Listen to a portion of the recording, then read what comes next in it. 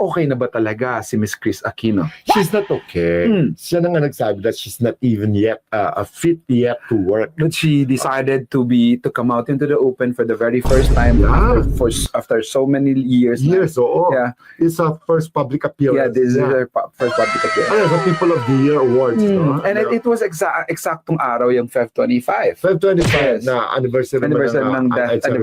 Yes. EDSA Revolution. Ito naman, hindi nga niya alam na 25 na pala yun. Akala niya 24 pa lang. Nung malaman niya 25 din, kasabay ng date ng People of the Year Awards, sabi niya, perfect. Kasi siyempre makakadalo siya sa shrine or sa punto ng parents niya. Pero pinuntahan taga si Michael Leyva. Si Michael Leyva, di ba fashion designer yan? Yes. Na isa sa mga awardees ng People of the Year Awards, no? At dinalo niya ito kasi sinuporta niya. She was in a beautiful, pink gown ba yun? Ano po suit niya? Kasama ang kanya anak na si Bimbi, 3 nurses, at saka etc. Pumunta sila sa awards night. At nagsalta nga siya. She was in her face mask. Ayan si Chris. Yes.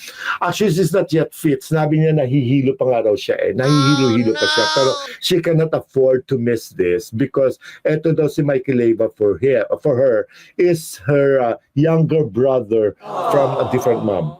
Alam mo yung gano'n niya ka-close, ganyan kamahal ito si Michael Leyva. Kaya sa ibang ina. So ngayon, sabi nga nila, Chris, why do you have to go out? Bawal pa sa'yo. You have already 7 to 9 immunity system. May problema ka sa system mo, sa mga sakit mo na malalala. Baka mapasama ka dyan kasi siyempre makalanghap ka ng mga virus, ng kung ano-ano. Kaya hindi nga rin niya tinanggal kanyang face mask kasi advice sa kanyang doctor.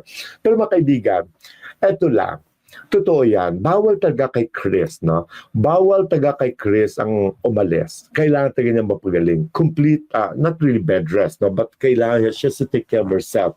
Especially going out, diba? Ang dami-daming viruses na maaaring makapagpasamaan ng kanyang mga sakit. But you know, ganito lang yan Napansin nyo, hindi ko sinasabi that she's dying. I'm not saying that she is dying.